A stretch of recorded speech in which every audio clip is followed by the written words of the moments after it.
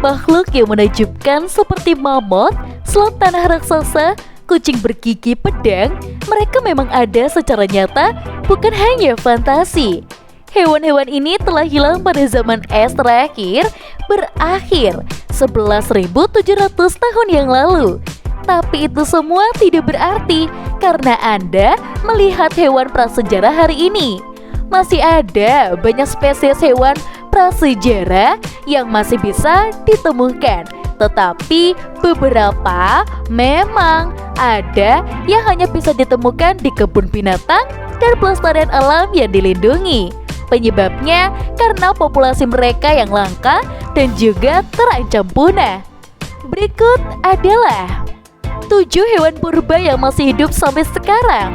Beberapa ada di Indonesia. Yang pertama, komodo. Salah satu hewan prasejarah adalah komodo. Hewan ini hidup di Indonesia, tetapi para ahli menemukan keberadaan awal mula kadal ikonik ini bukan dari Indonesia.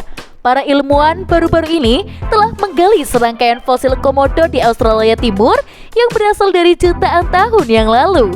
Kadal raksasa ini punya berat yang sangat fantastis dan pada kenyataannya reptil ini dikenal menyerang manusia dan agak berbisa. Yang kedua, hiu paus. Nama hiu paus sedikit keliru. Hewan ini bukan paus sama sekali. Faktanya, hewan ini merupakan hiu terbesar, bahkan ikan terbesar di dunia. Terlebih lagi, hiu paus sudah berenang di lautan selama setidaknya 28 juta tahun. Hiu raksasa ini sebenarnya dapat ditemukan di sekitar Khatulistiwa. Tetapi untuk melihatnya tidak sesederhana yang disarankan banyak orang. Pertama, kalian harus menyewa perahu. Dan karena hewan-hewan ini terancam punah, untuk menemukannya memang sangat susah. Yang ketiga, babi rusa. Babi rusa sama seperti babi pada umumnya. Hal yang membedakannya adalah hewan ini memiliki gading raksasa yang tumbuh ke atas, melewati moncong mereka dan melengkung ke kepala mereka.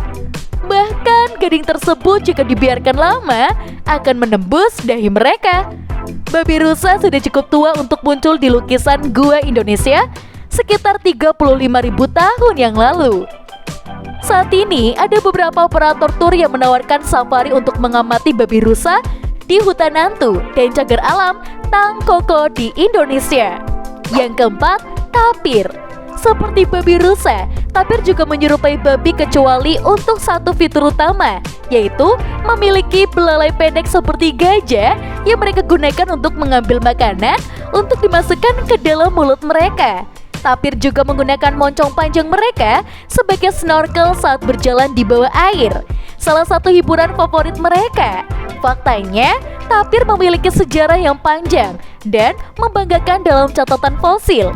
Setelah pertama kali berevolusi di zaman Miosen hingga 23 juta tahun yang lalu, mereka telah berevolusi menjadi banyak spesies sejak saat itu. Meskipun hari ini hanya tersisa 5 spesies tapir yang ada di seluruh Asia. Yang kelima, beruang kutub. Semua orang akrab dengan beruang kutub yang ikonik akhir-akhir ini. Tapi ketika kalian melangkah mundur dan memikirkannya, mereka benar-benar terlihat seperti sesuatu yang bisa berkeliaran di glaser selama zaman es berakhir. Sebenarnya, beruang kutub jauh lebih tua dari zaman itu.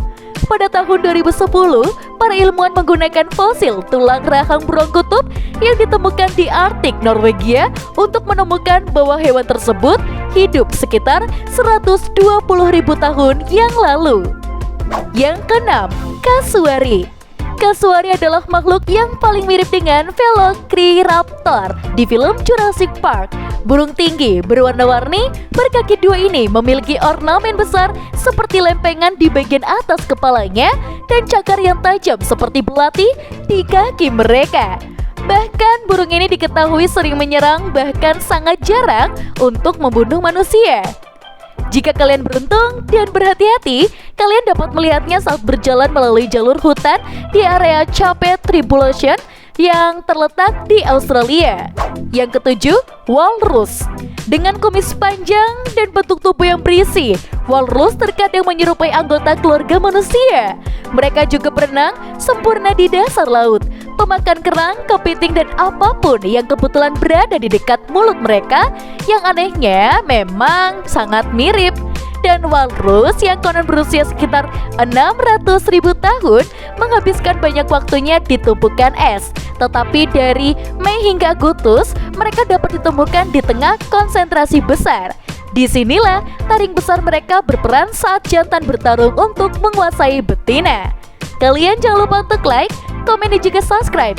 Kita akan bertemu kembali di video selanjutnya.